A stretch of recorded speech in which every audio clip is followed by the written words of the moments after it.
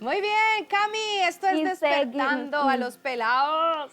Y seguimos aquí en Buenos Días Familia. Hoy tenemos un invitado súper especial para hablar de esto que yo sé que ustedes las mamás se van a identificar mucho y van a decir, pero este peladito, ¿por qué no se queda quieto? ¿Qué es lo que pasará? Entonces vámonos con esta sección que es Despertando a los Pelados. ¡Hey! Tus hijos te necesitan despierto. Vámonos con Despertando a los Pelados. Despertando a los pelados, señores. Y para despertarlos, pues tenemos a la lumbrera.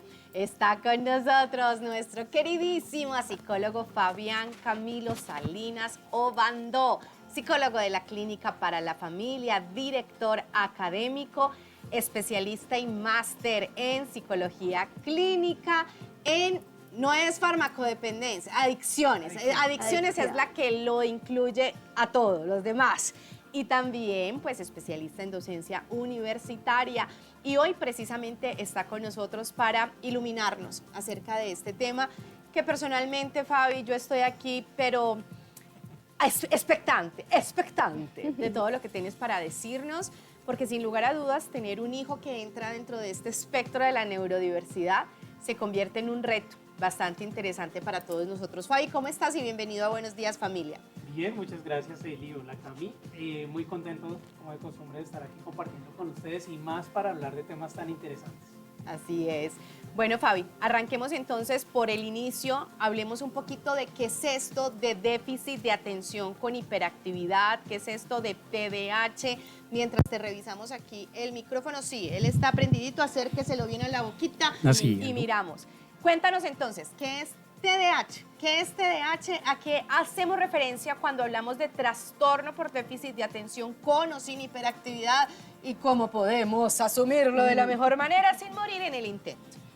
Listo, bueno, TDAH son las siglas de trastorno de déficit de atención con hiperactividad. Es un trastorno del neurodesarrollo. Ha tenido como una evolución histórica, incluso al comienzo, desde los inicios, cuando se comenzó a hablar de este grupo de síntomas. El primer indicio fue en 1902. Wow. O sea, hace muchísimo desde 1902 ya existían tiempo pequeñitas. se está hablando del tema. Pero al comienzo, por allá en esa época, en 1902, se estaba hablando de un problema más de tipo moral. Ajá. Que lamentablemente muchos adultos ahorita estamos con esa concepción de 1902. El niño es inquieto porque quiere fregar la vida y porque no quiere colaborar y porque no se le da la gana, como se dice coloquialmente. Entonces es más un tema de querer o no querer, o de maldad o de ser malo o bueno. Pero eso se pensaba en esa época. Ya fue avanzando el asunto, vieron, puede ser algo neuronal, puede haber cosas cerebrales ahí. Después superamos ese tema del modelo biológico de la psicopatología, entonces dijimos, no, espere, no todo es biológico, incluso en el cerebro no se sabe diferenciar de forma certera un niño con TDAH y un niño sin TDAH, y ya es considerado un trastorno, y precisamente trastorno viene de ahí. Trastorno no es enfermedad del cerebro, incluso valga la cuña, igual que los otros trastornos que se llaman trastornos. No estamos hablando de enfermedad cerebral como una enfermedad médica. Sí estamos hablando de cuando nuestras conductas, nuestras emociones, nuestro pensamiento y forma de interpretar el ambiente se atraviesan en nuestra vida y trastornan nuestra vida y no nos dejan vivir. Eso es trastorno en términos generales. Y ahí influyen cosas biológicas, influyen cosas conductuales, influyen cosas ambientales, y es todo un rompecabezas. Entonces nada es enteramente biológico, ni enteramente ambiental, ni enteramente personal, sino es una suma de todo. Y ahí está también metido el TDAH. ¿Cuál es un poco entonces es un patrón que se caracteriza por dos cosas y una aclaración o una nota al pie de página. Primera cosa, dificultades en atención. Segunda cosa, dificultades en cuanto al quedarse quieto o inquietud. Y tercera cosa, o la cuña, la nota al pie de página, es que estas dos se atraviesan en las funciones y en los compromisos y demás cosas que tiene el niño o el adulto en su vida. Entonces, cuando le complica la cosa, cuando le genera problemas, cuando no lo deja estudiar, trabajar, relacionarse, etcétera, ahí es donde podemos decir, ve, esto es probablemente un trastorno de este tipo. Ok. Es decir, que se requiere de ese criterio de no funcionalidad, llamaríamos en psicología, para poder hablar específicamente de un trastorno. No cualquier niño inquieto tiene TDAH. Exacto. Si el niño es muy inquieto, pero eso le funciona, pues es adaptativo, diríamos los psicólogos más de corte evolucionista, y no habría problema, es funcional. Perfecto. Entonces el asunto es que se tengan esas dos características y que me traiga problemas, que no sea funcional, que no me deje cumplir mis compromisos, responsabilidades, objetivos. Fabi, ¿y cuáles serían las opciones de tratamiento para una persona con TDAH? Bueno, las opciones de tratamiento son varias e incluso para un buen tratamiento es importante partir de una buena evaluación. Y específicamente con el TDAH tenemos un gran problema y es de las categorías diagnósticas más malentendidas, difundidas, malinterpretadas, supuestas que tenemos actualmente. Entonces hay muchas cosas que se pueden confundir con TDAH y en realidad no son TDAH. Por ejemplo, un niño que no se quede quieto en misa, pueden decir, tiene TDAH. O un niño que molesta en una clase específica del colegio, tiene déficit de atención. Pero hay muchas variables que no tienen que ver con TDAH y que pueden explicar mucho mejor que el niño moleste en cierto momento. Entonces, ¿qué es importante? No tanto que el niño moleste. Todos los niños molestan. Incluso desde desarrollo cerebral. En la Clínica para la Familia tenemos una conferencia muy bonita que es "No me pidas más de lo que puedo dar". Y precisamente a veces caemos en ese sesgo del producto terminado. Le exigimos a nuestro hijo como si fueran pequeños adultos, cuando cerebralmente todavía no han desarrollado esas capacidades para ese autocontrol, impulsividad propias de un niño sin ningún trastorno. Pero el asunto es que cuando ese desarrollo, esas dificultades van más allá de lo esperado desde la etapa evolutiva, ahí es donde pueden haber problemas. Pero, por ejemplo, les pongo varios ejemplos. Un niño que no pone atención en clase, que está como ido, distraído, que no copia las tareas, que no se acuerda de las tareas cuando ahí puede decir cualquier docente, no, déficit de atención. Pero, ¿qué es lo que es importante ver? ¿Qué pasa con las otras materias? Es correcto. ¿Cómo le va en la casa a ese niño? Si es solamente esa materia, a veces no es un problema del niño, sino del profesor, que es muy exigente, o a veces no es un problema ni del profesor, sino que al niño de forma individual y particular le parece muy aburrida esa materia.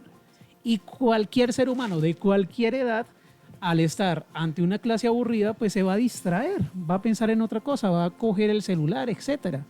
Y eso no es tener un déficit de atención. Entonces, a veces es el profesor de matemáticas que quiere que todos estén derechitos y se queden quieticos y no miren a ningún lado. Y si se llega a medio mover, entonces ya es déficit de atención. O a veces es un adolescente enamorado. Es un adolescente enamorado que está ahí enrolado con lo que ahorita llaman su crush, que es como ese gusto no revelado. Y está pensando en esa persona y ahí se distrae y se le olvida la tarea y el examen. Entonces, déficit de atención, no, enamoramiento. Enamoramiento, que es diferente, traga maluca. Entonces, ¿qué es importante? Que aparezca esas dificultades en más de un área de ajuste, en más de un lugar, en más de una asignatura, también en la casa, más o menos 2, 3 lugares diferentes donde tengan las mismas dificultades en atención y hiperactividad, y que pueda ser evaluado de forma interdisciplinaria. No solamente psicología, sino también es importante meter neuropsicología, también es importante meter neurología, psiquiatría, incluso medicina. La epilepsia, como parte del cuadro y diagnóstico de epilepsia, tiene características de inatención, pero como parte de ese diagnóstico médico. Y si no descartamos epilepsia, pues ahí podemos estar confundiendo las cosas. Lo mismo con lo que antes llamábamos déficit cognitivo, que ahorita se llamaría discapacidad intelectual, leve, moderada. Entonces, una discapacidad intelectual límite puede tener problemas a nivel de habilidades, a nivel formal de pensamiento y demás, y eso puede ser confundido si no se evalúa y se descarta como un TDAH, al igual que la inteligencia. Es importante evaluar inteligencia con un neuropsicólogo para mirar si es que termina muy rápido las tareas y se aburre. Perfecto. Fabi, entonces, entiendo que es importante hacer ese diagnóstico diferencial porque tal vez esta realidad de muchos niños la hemos bautizado trastorno sin que necesariamente lo sea, ¿sí? Pero ¿cuáles podrían ser esos indicios que llevarían a un papá o a una mamá a empezar a decir, yo creo que aquí hay algo, y que lo lleven a la necesidad de consultar? Porque también conozco el caso contrario, ¿cierto? Donde el niño hace y deshace y tú ves que es un niño con una incapacidad para quedarse quieto, que está aquí, que está allá, y los papás, déjelo, que es un niño, eso es normal. Entonces, ¿cuáles serían esos indicios que uno podría empezar a ver en su hijo que lo lleven a consultar o a empezar a hacer un acompañamiento? Bueno, ahí me das la oportunidad para reforzar algo que ya dije que me parece muy, muy importante, y es que se afecta en varios ambientes. No solamente que le vaya mal en esa asignatura, sino en varias asignaturas, Okay. incluso en 5 asignaturas. En la casa también, que tenga dificultades en cuanto a atención y organización y demás. En la experiencia con varios cuidadores. Okay. A veces es un tema de cuidadores. Se porta muy mal con papá o con mamá o con abuelita, pero cuando está con el tío, divinamente. Entonces, mirar el asunto, que cuando uno mira en varios ambientes y que se mantiene, ahí uno comienza a sospechar, hay algo en el niño. No es tanto el ambiente. Y ahí uno puede sospechar seriamente que se puede tratar de un trastorno de déficit de atención con hiperactividad. Como tú muy bien lo decías al comienzo, se puede dar con o sin hiperactividad. Es decir, desórdenes atencionales, pero el niño está quieto, pero está ido. Es decir, salen a recreo y el niño se queda sentado en el salón. ¿Por qué? Porque nos Ni ha caído en la cuenta se dio cuenta que ya salieron. Exacto. Pero no molesta, ni es tan famoso, ni es tan rechazado, ni tan maltratado como el hiperactivo, que sí cansa más, lo echan de los colegios, le cogen fastidio, tanto los profesores o figuras de autoridad como los compañeritos. Entonces, también otra cosa a resaltar es poder buscar otras alternativas al maltrato. Recordemos que los adultos somos nosotros y desquitarnos con estos niños, niñas, adolescentes o incluso adultos por este tipo de síntomas es ser irresponsables con lo que nos compete a nosotros desde nuestro control emocional. Y lo que es nuestra responsabilidad frente a eso es sin duda Claro. como el gran reto que tenemos. Bueno, estamos hablando muy bueno, yo sé que hay madres que se identifican, ahorita seguimos hablando de eso, pero por ahora vamos a una pequeña pausa y ya regresamos. Hola familia, y seguimos acá con este invitado, yo sé que ustedes están disfrutando mucho, tomando nota y aprendiendo. Y bueno, Fabi, para continuar, ya cuando hayan identificado eso, cuando ya hayan ido a terapia y hayan rectificado todo lo que tiene el niño, ¿qué tratamiento o cuál es el paso a seguir? Bueno, ya después de una buena evaluación, que eso es lo ideal, que sea como el punto de interdisciplinariamente, partida, sí. exacto, el punto de partida, ya el tratamiento que se ha encontrado que tiende a ser más efectivo es lo que llamamos formalmente terapia cognitivo-conductual. ¿En qué consiste o de qué se trata una terapia cognitivo-conductual? En trabajar cognitivo, pensamiento, conductual, comportamiento. Y entrenar y desarrollar habilidades en esos dos campos para hacerle frente a esos síntomas, no tanto con el objetivo de cambiar la persona, Ok. no tanto con el objetivo de eliminar todos esos síntomas de la persona y reprogramarla. Y que, perdón, eso Eso que es una acabas de decir, fantasía. Fabi, es sumamente importante. ¿Por qué? Porque a veces los papás llegamos a buscar ayudas por eso, o sea, queremos que nos cambien a nuestro hijo. Claro, claro. Y no, claro. y partimos, y bueno, ya nos vas a hablar pues de ese tratamiento, partimos de la base de que lo primero que yo necesito hacer como padre, como madre, como cuidador, es aceptar que mi hijo Eso. tiene una neurodiversidad y que lo que yo necesito y que como familia necesitamos es adaptarnos a eso y buscar herramientas. Un psicólogo muy famoso que se llama Carl Rogers, el papá de lo que conocemos los psicólogos como la psicología humanista o existencialista, tiene una frase que hace referencia a eso y es: la paradoja del ser humano es que cuando me acepto a mí mismo, cambio. Y pasa lo mismo con nuestros hijos. Nuestros hijos cambian cuando los aceptamos. Cuando los presionamos para que cambien a nuestra manera y demás, ay, eso se mantiene.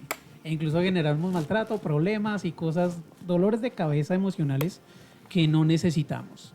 Entonces, claro, a partir de la aceptación no es formatear a mi hijo, no es cambiar a mi hijo, incluso de los dolores más profundos de una persona con un diagnóstico de TDAH en todas las edades, porque también hay en adultos, es la sensación de que mis padres o cuidadores piensan de mí: tú no saliste como yo quería que salieras. Yo creo que es una de las cosas más tesas con la que tienen que lidiar. Entonces, el punto de partida, algo que puede potencializar el tratamiento, es precisamente esa aceptación. Vamos a incrementar habilidades, vamos a permitir que estos síntomas, incluso existiendo, puedan no interrumpir mi vida, puedan permitirme terminar mi carrera, puedan permitirme mantener mi trabajo, puedan permitirme que no me echen del colegio o no perder materias o no perder años, pero eso no significa que voy a cambiar radicalmente de temperamento o voy a convertirme en otra persona. Exacto.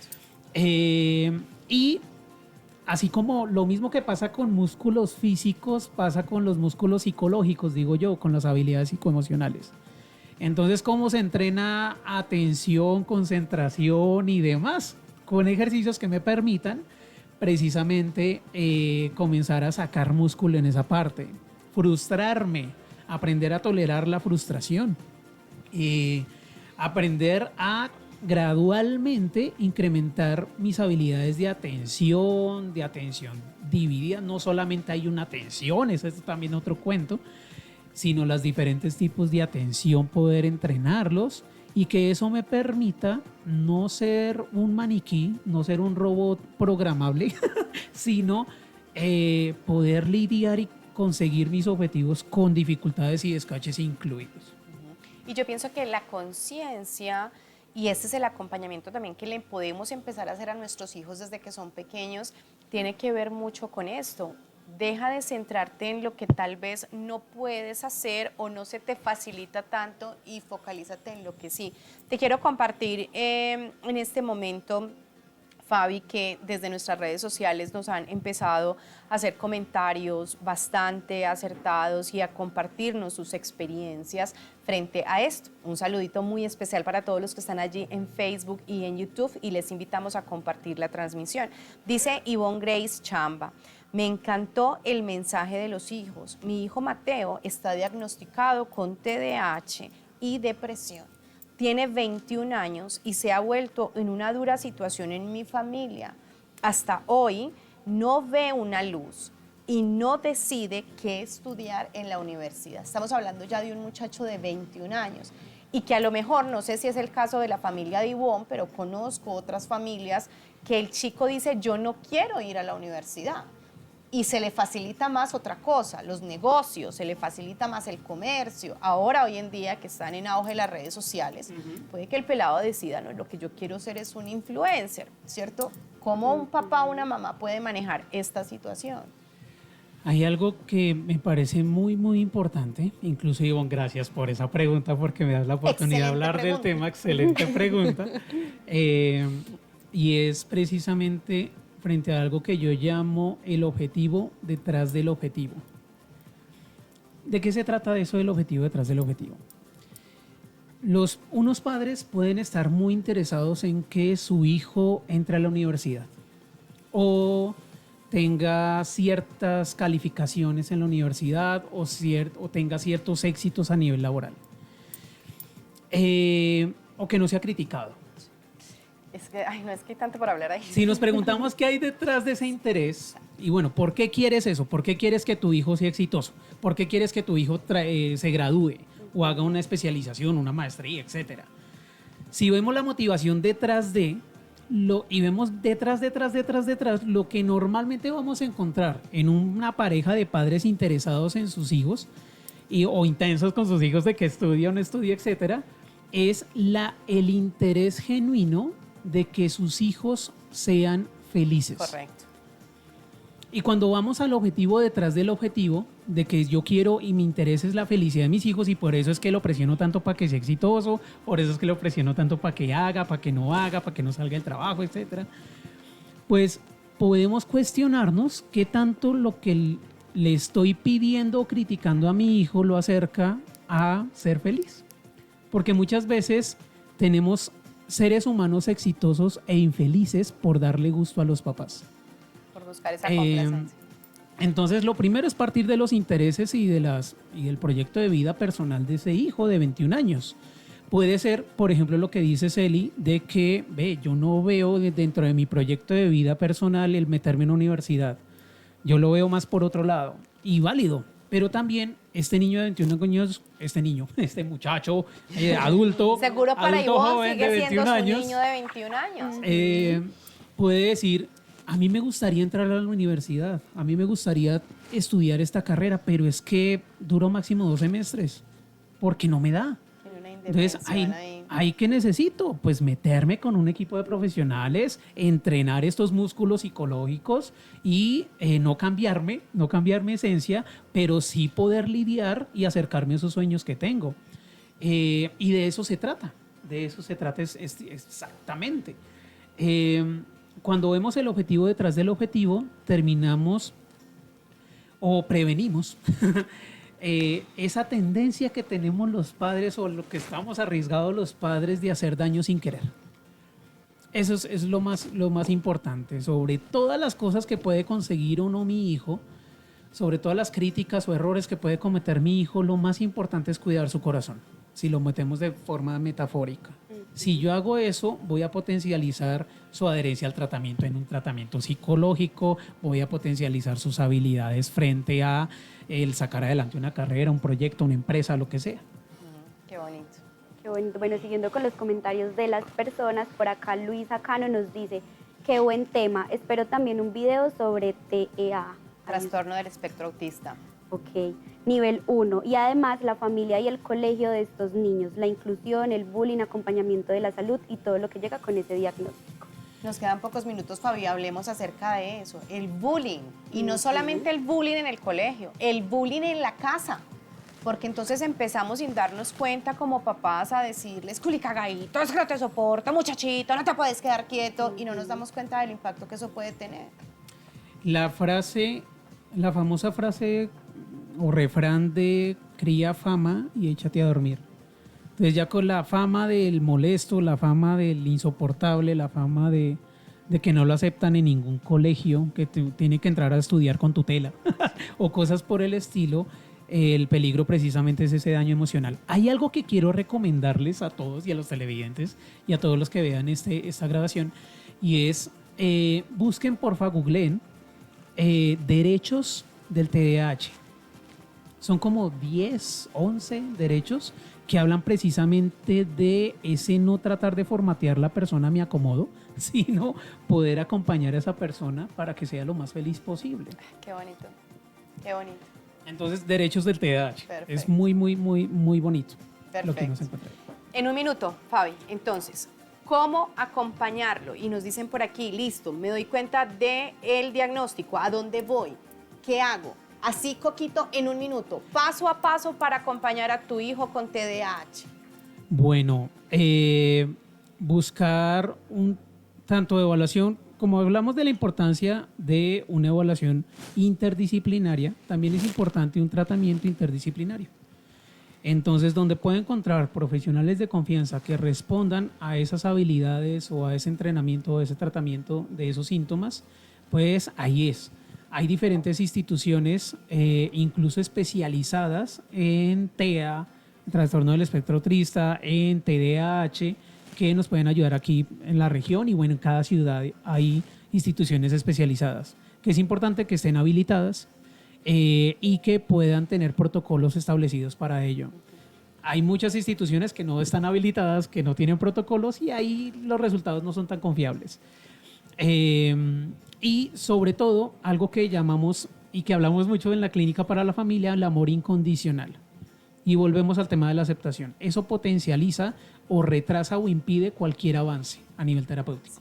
Amarlos de manera incondicional. Bueno, ya saben, en la Clínica para la Familia estamos para servirles. Contamos con el servicio de evaluación neuropsicológica adicional. Un gran plus que diría yo que pueden encontrar en la clínica es ese acompañamiento integral, porque no solamente es tratar al niño que tiene un trastorno, no, es cómo acompañamos a la familia para poder caminar de cara a esto. Y recuerden que si ustedes quieren consultar con el doctor Fabián Salinas, pueden hacerlo. Aquí les dejamos los números de contacto a través de los cuales pueden pedir su cita. 300-674-9247. Bueno, esto fue Despertando a los Pelados. Muchas gracias, Fabi. Siempre es un placer escucharte. Yo sé que para los televidentes también. Por ahora nos vamos para una pausa para comerciales y ya regresamos con mucho más. No se muevan que el programa está súper bueno. Estamos en Buenos Días Familia. Ya regresamos.